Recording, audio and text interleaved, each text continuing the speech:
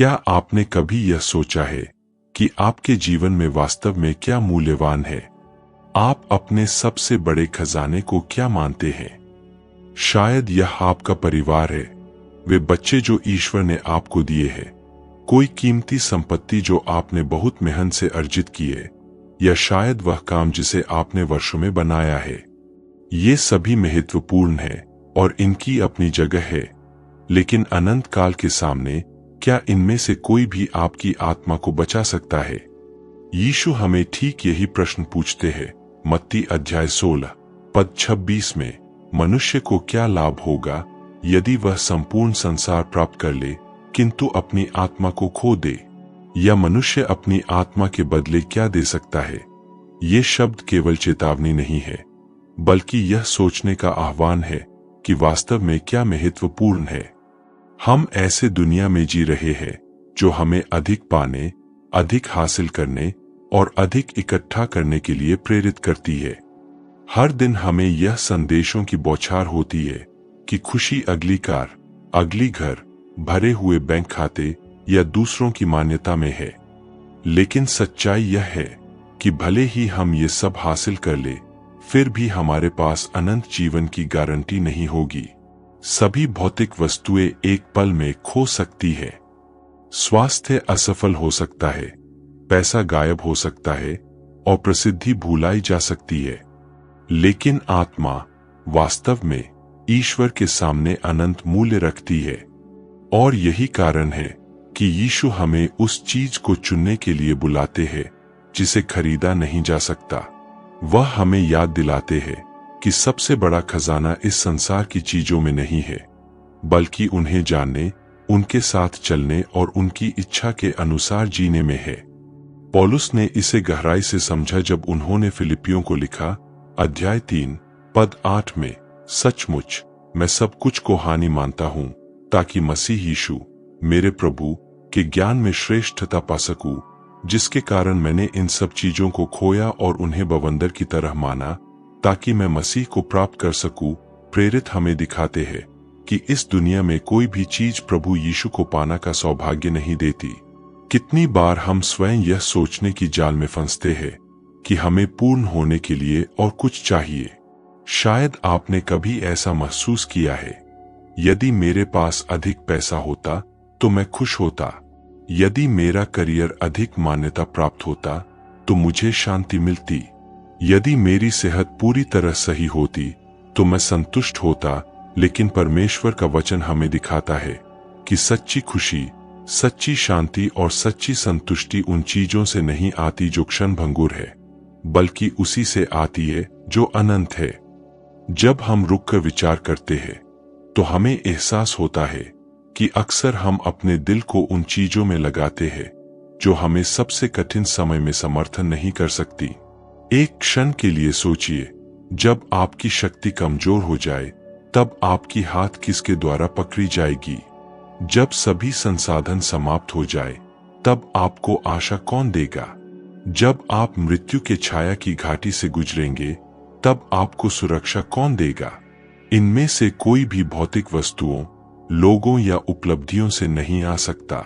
केवल यीशु ही हमें यह गारंटी दे सकते हैं। यही कारण है कि इतिहास के विभिन्न कालों में इतने सारे विश्वासियों ने कहा कि वे इस दुनिया के किसी भी खजाने के बजाय यीशु को पाना पसंद करेंगे। चर्च के द्वारा आज भी गाया जाने वाला एक सबसे सुंदर भजन इस सच्चाई का सारांश है। मसीह को पाना चांदी या सोने से बेहतर है, उनका अनुसरण करना घरों और जमीनों के मालिक होने से बेहतर है।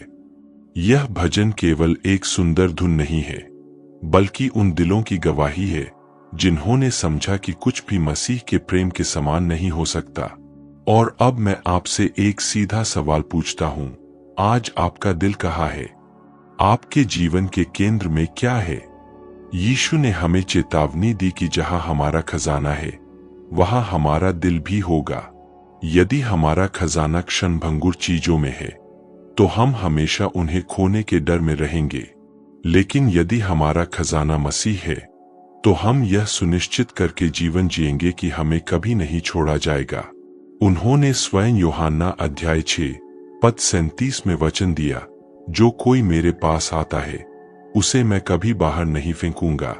यह वचन हमें आशा से भर देता है, क्योंकि इसका अर्थ है कि यह मायने नहीं रखता कि आप कौन हैं, आप कहां से आए हैं या आपने क्या किया है। यदि आप अपना दिल यीशु को समर्पित करने का निर्णय लेते हैं तो वह कभी आपको अस्वीकार नहीं करेंगे। वह आपके धन, आपके शीर्षक या सामाजिक स्थिति को नहीं देखते, वह आपकी आत्मा को देखते हैं, और यही वह हिस्सा है जिसे उन्होंने बचाने के लिए आए हैं। यदि यह संदेश अभी तक आपके दिल को छू गया है तो मैं आपको इस चिंतन और प्रार्थना में हमारे साथ आगे बढ़ने के लिए आमंत्रित करता हूं, और मैं आपसे यह भी अनुरोध करता हूं कि यदि यह वचन आपके लिए मायने रखता है तो इस चैनल को सब्सक्राइब करें, इस वीडियो को लाइक करें, इसे साझा करें और अपनी टिप्पणी छोड़ें। ऐसा करने से आप न केवल अपनी आस्था को मजबूत करेंगे बल्कि इस संदेश को उन अन्य लोगों तक पहुंचाने में भी मदद करेंगे जिन्हें मसीह के प्रेम के बारे में सुनने की आवश्यकता है। और अगर आज आपको अपनी सभी संपत्ति और अपने जीवन में यीशु की उपस्थिति के बीच चुनना पड़े तो आपका निर्णय क्या होगा? यह एक चुनौतीपूर्ण प्रश्न है, लेकिन यह दिखाता है कि हमारा दिल वास्तव में कहाँ है। हम अक्सर कहते हैं कि हम परमेश्वर से ऊपर सब कुछ प्यार करते हैं, लेकिन व्यवहार में अन्य प्राथमिकताओं को उनके स्थान पर रखना आसान है। करियर, सपने, संपत्ति और यहाँ तक कि हमारे प्रिय लोग भी एक तरह की मूर्ति बन सकते हैं यदि हम मसीह को केंद्र में नहीं रखते। यीशु इसे जानते थे और इसलिए उन्होंने हमें इतनी दृढ़ता से चेतावनी दी।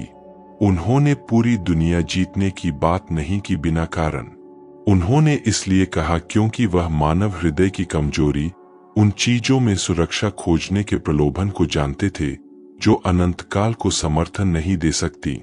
कितने लोगों ने अपने जीवन को धन, शक्ति या मान्यता के पीछे दौड़ते हुए बर्बाद किया, केवल यह जानने के लिए कि अंत में इनमें से कोई भी चीज उनके साथ नहीं जाएगी जब वे इस दुनिया को छोड़ेंगे। यही कारण है कि परमेश्वर का वचन हमें शाश्वत चीजों पर ध्यान केंद्रित करने के लिए कहता है। प्रेरित योहन हमें अपने प्रथम पत्र अध्याय 2 पद 17 में याद दिलाते हैं, यह संसार और इसकी इच्छाएं क्षणभंगुर है, परंतु जो ईश्वर की इच्छा पूरी करता है वह अनंत काल तक बना रहता है। इसका अर्थ है कि इस दुनिया की सभी भौतिक महिमा अस्थायी है। महल बूढ़े हो जाते हैं, संपत्ति खो जाती है और यादें फीकी पड़ जाती है, लेकिन जो मसीह के लिए जीने का चयन करता है उसके लिए एक ऐसा विरासत है जिसे कभी नहीं छीन सकते। एक क्षण के लिए सोचिए, आपने अपनी जिंदगी कहाँ निवेश किए?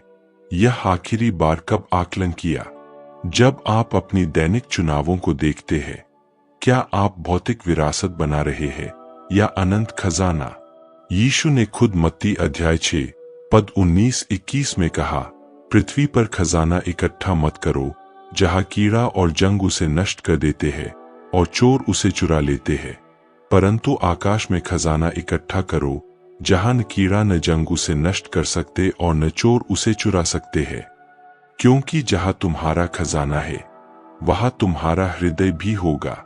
ये शब्द हमें अपने प्राथमिकताओं की पुनः समीक्षा करने का निमंत्रण है। जाहिर है, हमें काम करना, योजना बनाना, परिवार की देखभाल करना और जिम्मेदारी से जीना आवश्यक है, परंतु प्रभु हमें याद दिलाते हैं कि इनमें से कोई भी चीज केवल उनके लिए आरक्षित स्थान को नहीं भर सकती। ईसाई जीवन मूल रूप से दैनिक निर्णय है। हर निर्णय, हर कदम में मसीह को सबसे ऊपर चुनना। और इस चयन की खूबसूरती यह है कि यह कभी व्यर्थ नहीं जाता। ईश्वर प्रत्येक त्याग, प्रत्येक आंसू, प्रत्येक गुप्त प्रार्थना को भूलने वाला अन्यायपूर्ण नहीं है। प्रभु हर विवरण को देखते हैं। वे जानते हैं जब आप क्षमा चुनते हैं बजाय कि द्वेष रखने के, जब आप मदद चुनते हैं बजाय कि पीठ फेरने के, जब आप भरोसा चुनते हैं बजाय कि निराश होने के। यह सब एक ऐसे खजाने का हिस्सा है जिसे कोई नहीं चुरा सकता। इब्रानियों अध्याय 13 पद 5 में एक वादा है जो हृदय को शांति से भर देता है। मैं कभी तुम्हें नहीं छोड़ूंगा और न कभी तुम्हें त्यागूंगा। यही अंतर है कि मसीह को पाने और किसी अन्य चीज को पाने में। बाकी सब असफल हो सकता है, परंतु वह स्थायी है। आप प्रियजन, अवसर या अपनी शक्ति खो सकते हैं, परंतु आप यीशु को नहीं खोएंगे। वह घाटी में और पर्वत पर कमी और भरपूरता में आपके साथ चलते हैं। वह दूर नहीं जाते, हार नहीं मानते और आपको किसी चीज के लिए नहीं बदलते। जब आप इसे समझते हैं, आप पाते हैं कि भले ही सब कुछ आपसे छीन लिया जाए, फिर भी आपके पास सब कुछ होगा। भजन संहिता 34 पद 10 में लिखा है, सिंह के बच्चे भूखे रह सकते हैं, परंतु जो यहोवा को खोजते हैं उन्हें किसी भी भलाई की कमी नहीं होगी। यह वह सुरक्षा है जो संसार प्रदान नहीं कर सकता। कितनी बार आप खाली महसूस करते रहे हैं, भले ही आपने वह प्राप्त किया हो जो आप चाहते थे। यह इसलिए होता है क्योंकि इस दुनिया में कुछ भी उस स्थान को भर नहीं सकता जिसे ईश्वर के लिए बनाया गया है। यह ऐसा है जैसे नमकीन पानी पीकर प्यास बुझाना। जितना अधिक पीते हैं, उतनी अधिक प्यास लगती है। केवल यीशु ही आत्मा को संतुष्ट कर सकते हैं। केवल वही दिल को शांति दे सकते हैं। यही कारण है कि उन्होंने मत्ती 11 पद 28 में कहा, मेरे पास आओ सभी थके हुए और बोझ से दबे हुए, और मैं तुम्हें विश्राम दूंगा। यह महान सत्य है। मसीह में जीवन संघर्षों की अनुपस्थिति नहीं है, बल्कि यह आश्वासन है कि हम कभी अकेले नहीं होंगे। वह शांति है जो हमें तब भी बनाए रखती है जब सब कुछ आसपास ढह रहा हो। वह आशा है जो हमें आगे बढ़ाती है जब कोई रास्ता नहीं दिखाई देता। वह हाथ है जो हमें उठाते हैं जब हम गिरते हैं। इसलिए इस दुनिया की किसी भी चीज को अपने दिल से यीशु को चुराने मत दे। नाशवान के लिए शाश्वत को और इस समय की भ्रांतियों के लिए उद्धार को मत बदलो। जो कुछ ईश्वर ने उन्हें प्यार करने वालों के लिए तैयार किया है, वह किसी भी भौतिक संपत्ति से अनंत बड़ा है। जैसा कि पौलुस ने 1 कुरिन्थियों 2 पद 9 में लिखा, न तो आंख ने देखा, न कान ने सुना और न कभी मनुष्य के हृदय में आया जो कुछ ईश्वर ने उन्हें तैयार किया है जो उन्हें प्रेम करते हैं। परंतु वास्तव में हर दिन यीशु को चुनने का क्या मतलब है? यह केवल प्रतीकात्मक क्रिया या केवल होठों से कहे गए शब्द नहीं है। मसीह को चुनना एक व्यावहारिक, दैनिक और रूपांतरकारी निर्णय है। यह सुबह उठना और प्रार्थना करना है, प्रभु मेरे कदमों का मार्गदर्शन करे। आज मैं आपकी उपस्थिति को इस दुनिया की किसी भी चीज के लिए नहीं बदलूंगा।